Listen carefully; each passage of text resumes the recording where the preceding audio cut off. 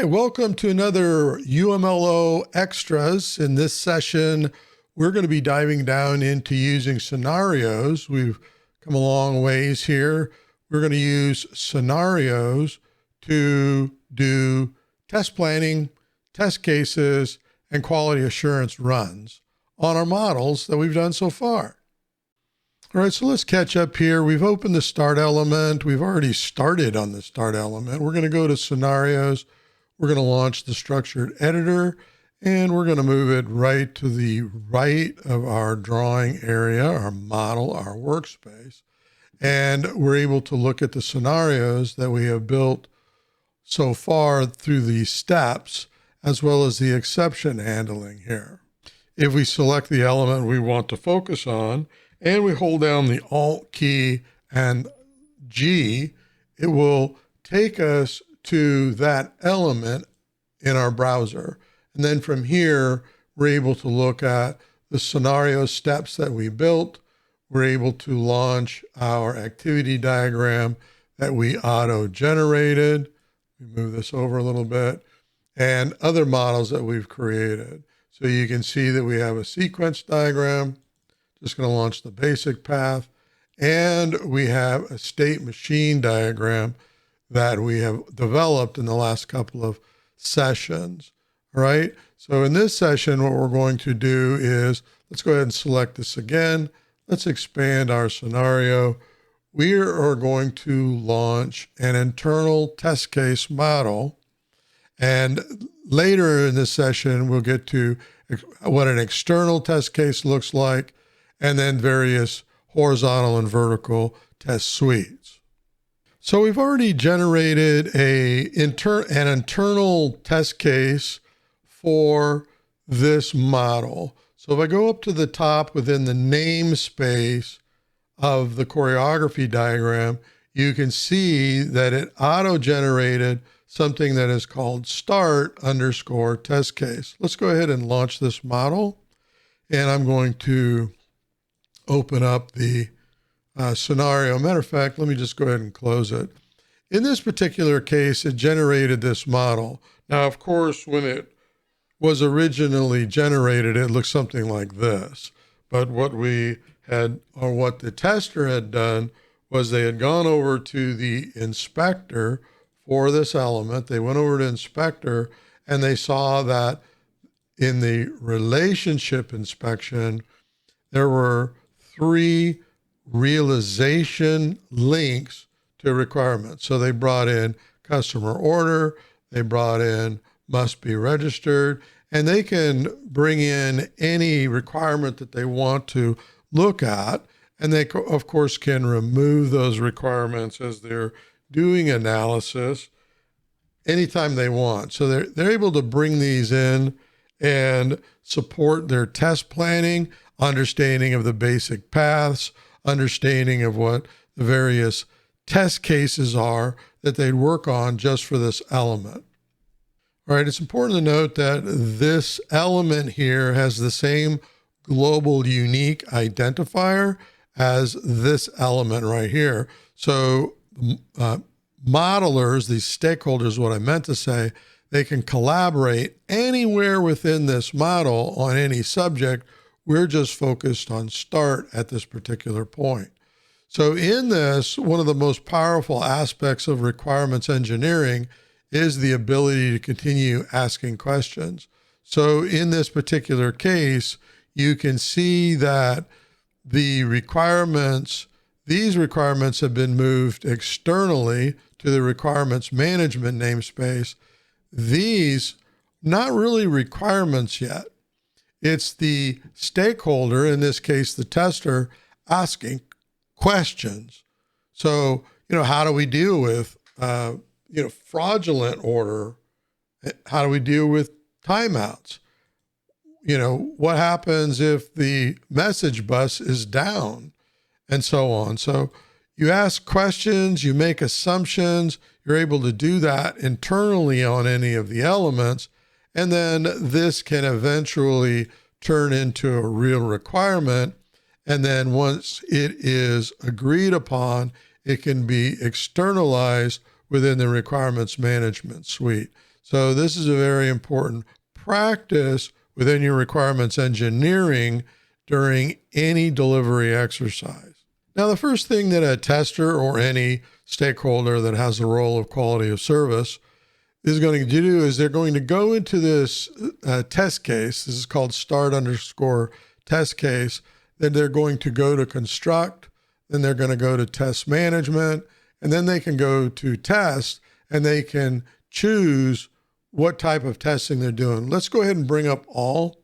And it's bringing up this window called test cases. And right now there's nothing focused, so it's just simply blank. Let's go ahead and select an element. And you can see this is the full test suite. These are some unit tests that stakeholders have created. Inspection, integration, system test. They just want to focus on the scenario, the stuff that was auto-generated, and then acceptance, whether you're calling this user acceptance or so on. So often the client stakeholders or QoS stakeholders working with client stakeholders, they'll go to acceptance, they'll look at acceptance criteria, and they'll say, well, what's acceptable in this function, in this flow for you, and what do you want us to test? And then they can start a test case, they can go in, they can add input criteria, they can put in or add acceptance criteria, which later supplies back to the requirements, by the way, or user stories following Agile. And they can do that as much as they want. They just come in here, add a new, right? System testing, very important aspect.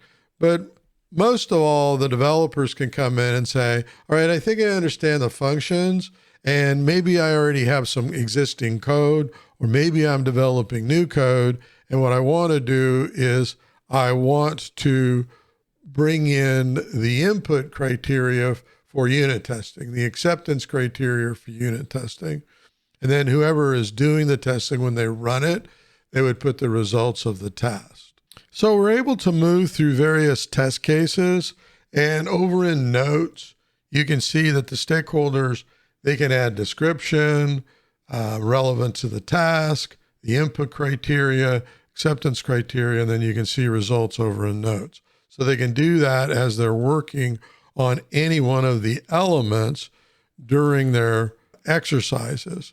And they can do this online as a team, or they can do it offline, working individually, and then collaborate back using the collaboration capabilities within Spark's Enterprise Architect. So in this perspective, I have test cases down below the workspace. To the right, I have scenarios, and I have in view the start test case that's here.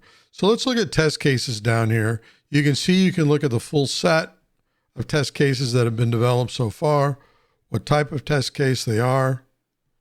You can see other notes. You can mouse over any one of the elements and read notes. And of course, you can see the notes as you're selecting these within the notes section over here on the right. So let's talk about unit testing.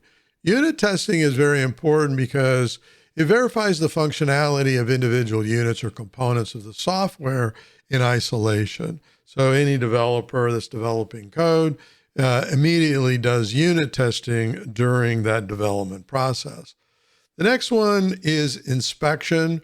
It's actually the first one for myself.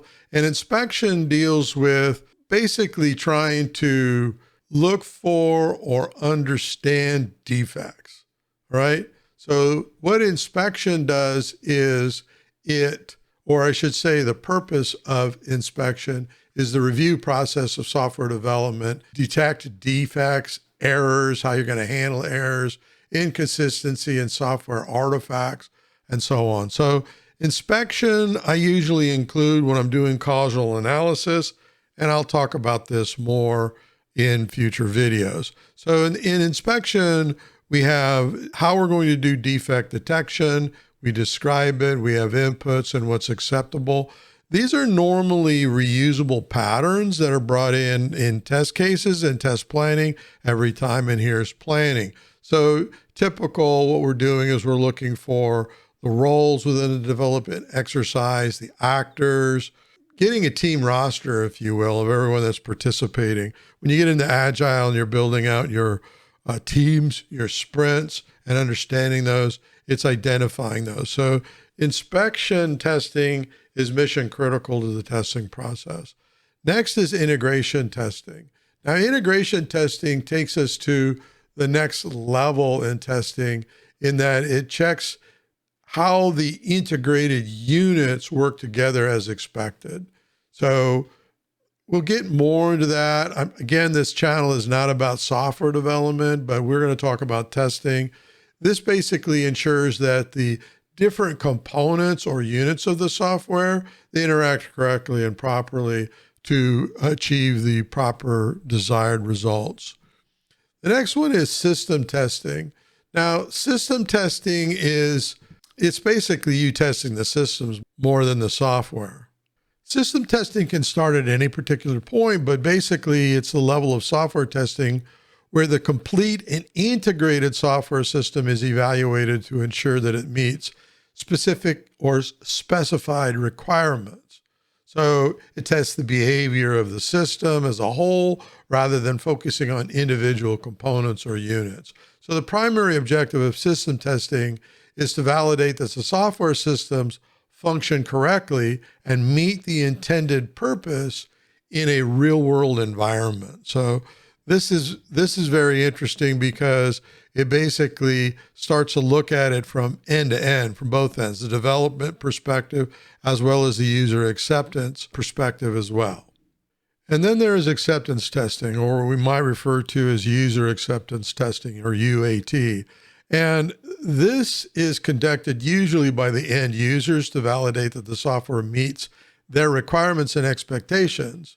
So they typically focus on real-world scenarios and user workflows to ensure that the software fits the purpose that was intended during the delivery exercise.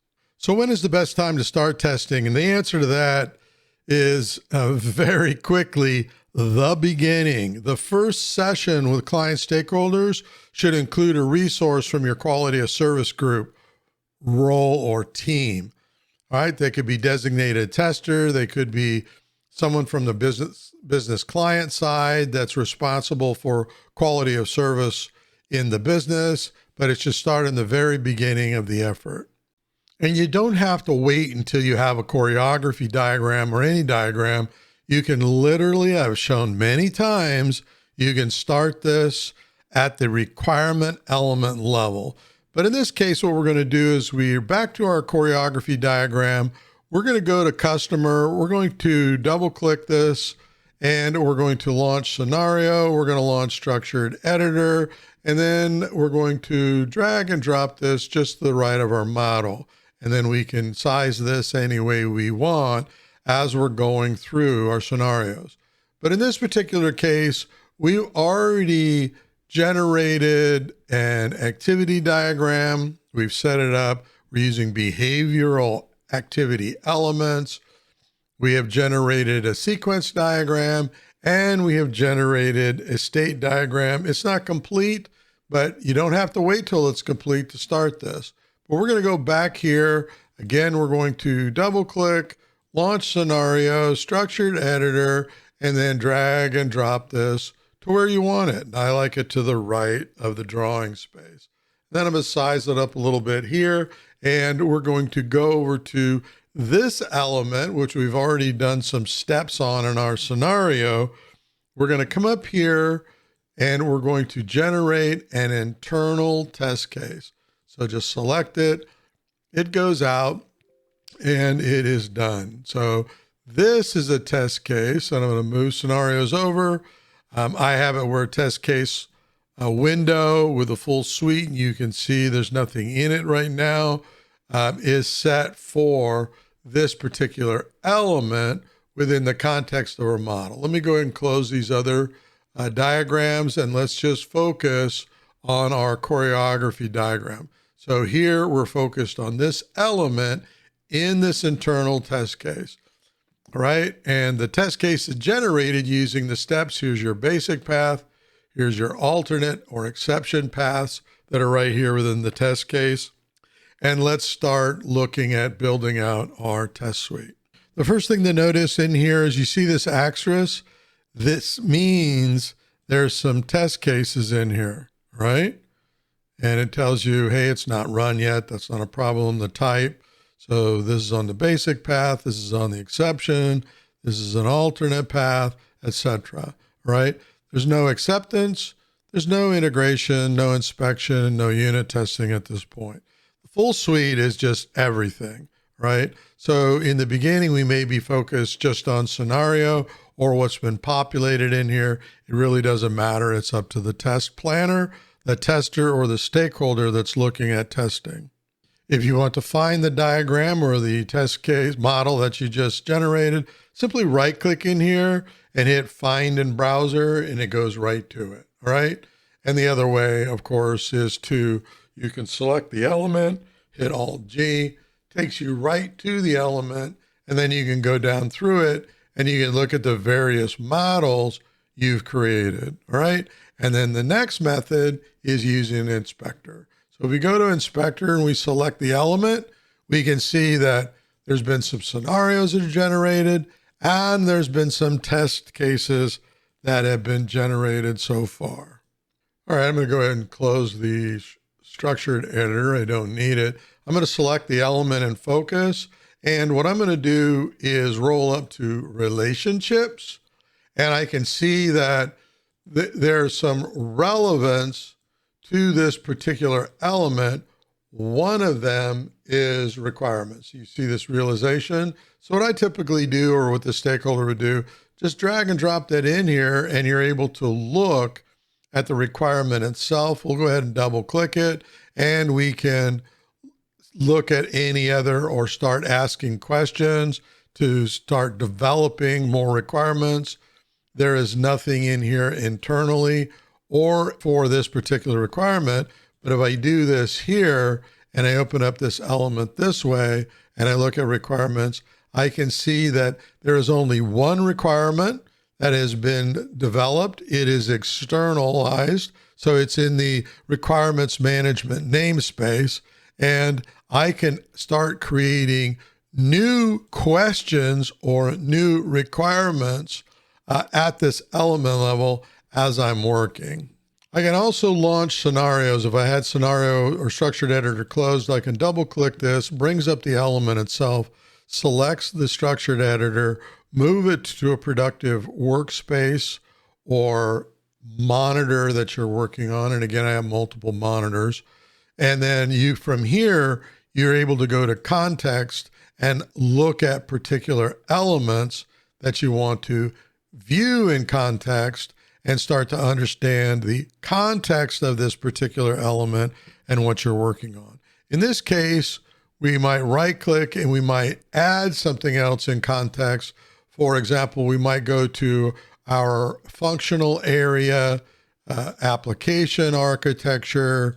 In this case, let's go to our technology architecture, and let's add this interface in here, which we have done, and we can drill down into this interface and start to understand more about what's going on at whatever level this is relevant to the exercise that you're doing. For example, the tester may be working with the development team. They're going to go to their reference architecture. They may drag and drop an element that represents the interface, and this is a BPMN type element, and that may be relevant to actual source code within the repository for a particular set of code, in this case, an interface, where they can look at the method invocations, what data is required, and they can come in to unit testing, and they can start adding in new test cases to unit test this interface.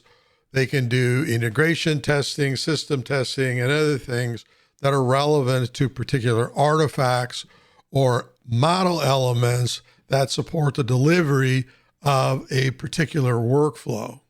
At any point, you can select an element or all the elements. You can, within Construct, you can go to test management and you can generate reports at any level. So in this case, we want to report on all the test capabilities.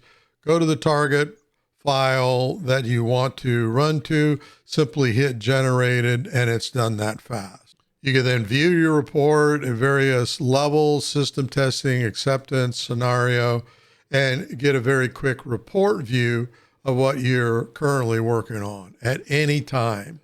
And you can also create other test cases. So what we're going to do here, we're going to come back up in the structured editor, and we're going to create an external test case. And in moments, this is done for you. The advantage of external test cases, let's go ahead and close structured editor, is that it builds a test case for you to put within your test planning library. So we can hit Alt-G on this. We can find it immediately here. You can leave it in the namespace for this particular choreography diagram, or you can move this to a test planning namespace where you're collecting all of your test cases. So we can create external test cases, which just simply add this test suite, test case that's right here for you to reuse. We can also come back up here and generate test suites horizontally or vertically, right? So I like to use vertical. So let's go ahead and select auto generate one of those type of views, which is going to support a kind of a better approach, I think, when you're doing test planning. Let's go ahead and close structured editor. In this case, this simply puts out the test case for the basic path, the test case for the alternate or exception path, as well as the test case itself. So let's just go ahead and double click and open this up. You can see here's the test, here's the start, the acceptance, continues, and the results when you run the test case. So when we select this, we don't see it in the test case view. When we select this, we don't have any test cases. But if we go back to the element itself here, or within the internal or external, we get test cases that are exposed here that we can continue to work on. This is just a nice view for someone that wants to work right down at the test level and do more from that. And again, you can double click this. You can generate more requirements. You can generate more scenarios just on this test and a lot more. All right, this concludes this session on auto-generating test cases and using that to the team's advantage to develop requirements, get better quality of service, quality of delivery. I hope this session was helpful for you. I'll continue to produce video content that aligns with better and faster delivery within your project objectives. Thanks very much for watching, and until the next time we meet, happy modeling.